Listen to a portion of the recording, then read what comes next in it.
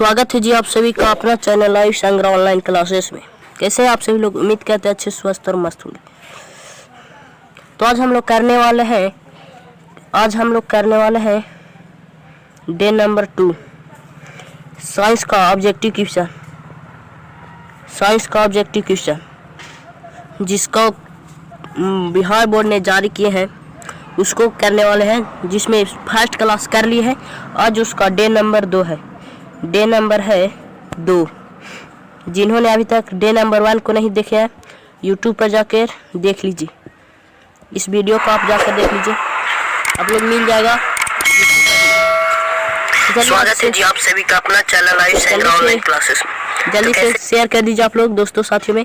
और आज का क्लास शुरू करते हैं। कह रहे थे 35 तक के, लास्ट क्वेश्चन था हमारा 35 और 36 से देखने वाला है 36। कहाँ से देखने वाला है? 36 से। तो जल्दी से आप लोग शेयर कर दीजिए दोस्तों साथियों को, दोस्तों और साथियों जल्दी से शेयर कर दीजिए।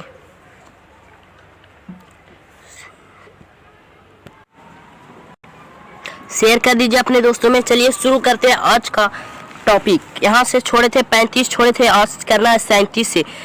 प्रश्न पूछा गया जस्ता का अयस्क है, वह कौन सा है जो जस्ता का अयस्क है? तो हो जाएगा जिंक ब्लेड। क्या हो जाएगा? जिंक ब्लेड क्या है? जस्ता का अयस्क है। जल्दी से शेयर कर दीजिए दोस्तों साथियों में। डे नंबर 2 है आज इसका। धातु जो सिर्फ अम्ल राज्य में घुलता है वह क्या है? वह एल्यूमिनियम है। क्या? एल्यूमिनियम। 38 का हो जाएगा। अगला प्रश्न का गया 38 नंबर। निम्नलिखित में कौन आयनिक यौगिक नहीं है? आयनिक यौगिक कौन नहीं है? इसको बाद में देख लेंगे। हमको हिसाब से लगता है ऑप्शन नंबर डी होना चाहिए। देख लेते हैं बाद में, इसको जाते समय देख लेंगे। कहा गया हीलियम गैस है, वह कैसा है? तो अक्रिय गैस है। हीलियम जो है अक्रिय गैस है।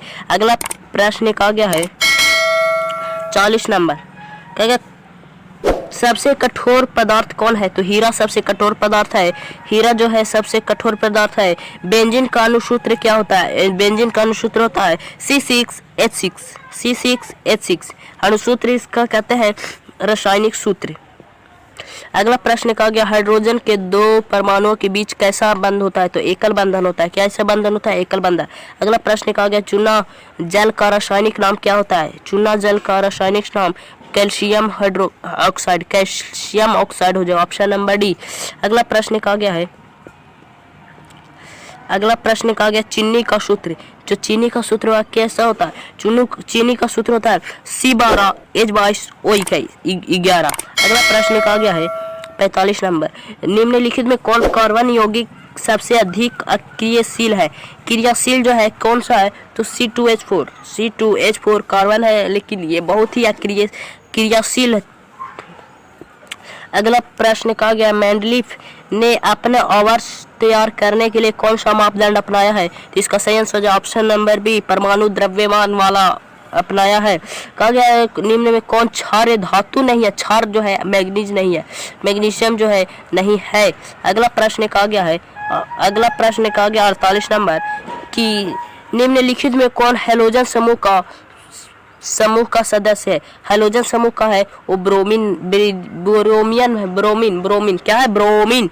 अगला प्रश्न कहा गया जिंक का परमाणु संख्या होता है? जिंक का परमाणु संख्या होता है 30। क्या होता है? 30। ऑप्शन नंबर डी हो जाएगा। Option number D. 50 नंबर कहा गया है निम्नलिखित में कौन विद्युत ऋणात्मक नहीं होता? धातु जो है विद्युत का ऋणात्मक नहीं होता है। 51 नंबर सवाल कहा गया राजस्थान के किस ग्राम में चिपको आंदोलन के क्रम महिलाओं ने जान दे दी थी? किस गांव के थे? तो ऑप्शन नंबर हो जाएगा खेजड़ी। कौन थे? खेजड़ी गांव के थे। अगला प्रश्न कहा गया है जिन्होंने अभी तक दोस्तों साथियों में शेयर नहीं किया जल्दी से शेयर कर दीजिए। पिछले वीडियो अगर नहीं देखे हैं तो पिछले वाला वीडियो भी आप देख सकते हैं, डे नंबर 1। अगला प्रश्न कहा गया है जो नए हैं उस चैनल को सब्सक्राइब कर दीजिए और जल्दी से लाइक भी कर दीजिए। अगला प्रश्न कहा गया 52 नंबर, निम्नलिखित में किसके कारण पर्यावरण में संतुलित बिगाड़ रहा है? तो बढ़ती जनसंख्या के कारण पर्यावरण में क्या हो रहा है? तो हो जाएगा अधिक पेड़ पौधे का उगना। क्या हो रहा है? नहीं उग रहा है। संतुलित किससे बिगड़ रहा है?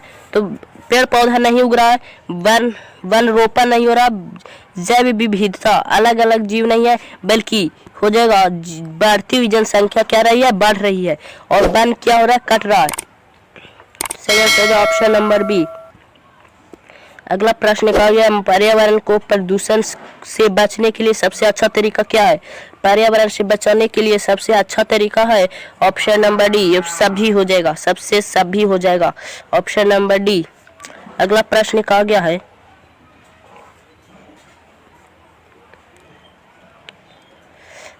सौर सेल में किसका उपयोग होता है? सौर सेल में सिलिकॉन का उपयोग होता है। किसका उपयोग होता है? सिलिकॉन का उपयोग होता है, ऑप्शन नंबर सी।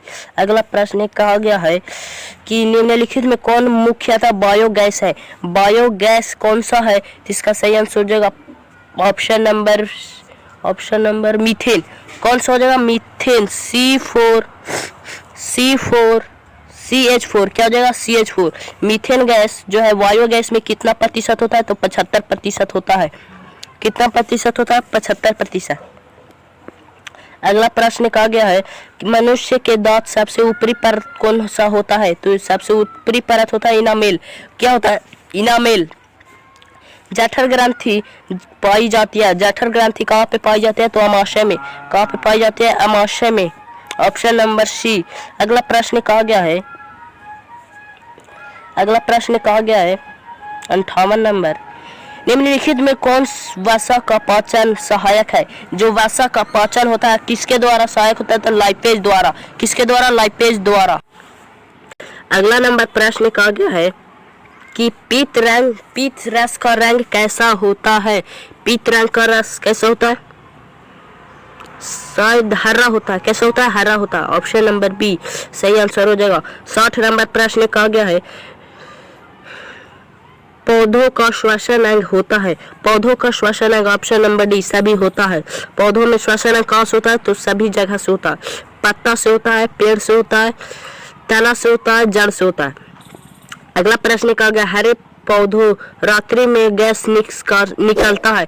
हरे पौधे में से कौन सा रात में गैस कौन सा निकलता है? तो कार्बन डाइऑक्साइड। और दिन में ऑक्सीजन, O2। दिन में क्या होगा? तो दिन में हो जाएगा ऑक्सीजन और रात में कार्बन डाइऑक्साइड। अगला नंबर प्रश्न कहा गया है किण्वन का फलस्वरूप कितने एटीपी का निर्माण करता है? एटीपी का निर्माण कितना करता है? तो इसका सही आंसर हो जाएगा 62 नंबर 2 अवायवीय 2 करता है। किण्वन जो कौन सा होता है? तो अवायवीय श्वसन। अवायवीय कौन सा श्वसन? अवायवीय श्वसन होता है। अगला नंबर प्रश्न कहा गया 63 नंबर, सामान्य डायस्टोलिक रक्तदाब होता है। कितना से कितना होता है? तो इसका सही आंसर हो जाएगा 80 mFHg। अगला प्रश्न कहा गया, पौधों में वाष्पोत्सर्जन किस अंग द्वारा होता है? तो इसका सही आंसर हो जाएगा ऑप्शन नंबर पत्ता द्वारा होता है, ऑप्शन नंबर बी। अगला प्रश्न कहा गया है 65 नंबर प्रश्न कहा गया है, अस्थाई क्या है? अस्थाई क्या है? उत्तक जो है कैसा है? अस्थाई है। अस्थाई क्या है? उत्तक जो है अस्थाई है। अगला नंबर प्रश्न कहा गया 66 नंबर कि पादप में अपशिष्ट संचित रहता है। पादप में जो है अपशिष्ट संचित कौन सा रहता है? तो इसका सही आंसर हो जाएगा ऑप्शन नंबर डी सभी रहता है। अगला नंबर प्रश्न कहा गया है 67 नंबर, वृक्क के संरचनात्मक एवं क्रियात्मक इकाई को क्या कहते हैं? जो क्रियात्मक इकाई है नेफ्रॉन से बना होता है। किससे होता है? नेफ्रॉन से। अगला नंबर प्रश्न कहा गया है पौधों में उत्सर्जित पदार्थ है। पौधों में उत्सर्जित पदार्थ कौन सा होता है? सभी कुछ होता है। टैनिन भी होता है, रेजिन भी होता है, गोंद भी होता है। अगला नंबर प्रश्न कहा गया है क्या लिखा गया है स्मरण शक्ति का केंद्र क्या है? जो स्मरण शक्ति याद रखने वाला मुख्य केंद्र क्या है? याद रखने का हमारा कार्य कौन सा कराता है? तो ऑप्शन नंबर डी हो जाएगा सेरिबेलम, सेरिब्रम। क्या हो जाएगा? सेरिब्रम। अगला नंबर प्रश्न का गया 70 नंबर कि जड़ का औद्योगिक वृद्धि कहलाता है? अधोगामी वृद्धि कहलाता। अधोगामी जो होता है जड़ का किधर रहता है? धरती के अंदर रहता है, यानी गुरुत्वानुवर्तन हो जाएगा, गुरुत्वानुवर्तन। अगला नंबर प्रश्न का गया है, अगला नंबर प्रश्न का गया एस्ट्रोजन स्रावित होता है। एस्ट्रोजन जो है किसमें स्रावित होता है? किसमें स्रावित होता है? अंडाशय में, अंडाशय के द्वारा स्रावित होता है। अंडाशय किसमें होता है? तो मादा में। किसमें होता है? मादा में। अगला नंबर प्रश्न का गया है, अगला नंबर प्रश्न का गया 72 नंबर स्वपरागन का निम्न में स्वपरागन निम्न में किन पौधों में द्वारा होता है? स्वपरागन जो है किस पौधों में होता है? स्वपरागन एक लिंगी, उभयलिंगी, शायद एक लिंगी होगा। यह भी कितना है? डॉट है, बता देंगे अगले वीडियो में। अगला नंबर प्रश्न का गया है गर्भाशय के किस भाग में भ्रूण विकसित होता है? तो किस भाग में होता है? गर्भाशय के किस भाग में? तो इसका सही आंसर हो जाएगा गर्भाशय के किस भाग में होता है? गर्भाशय के किस भाग में होता है? तो गर्भाशय के एंड्रोडियम, यानी इसमें से कोई नहीं। इसका सही आंसर हो जाएगा, इसका कोई नहीं आंसर हो जाएगा ऑप्शन नंबर डी, गर्भाशय को गर्भाशय। अगला नंबर प्रश्न का गया है निम्नलिखित में कौन सा भाग केवल पुरुष जननांग में पाया जाता है? शुक्रवाहिका जो है पुरुष जननांग में पाया जाता है। अगला प्रश्न का गया आनुवांशिकता का जनक किसे कहते हैं? तो ग्रेगर जॉन मेंडल को कहते हैं।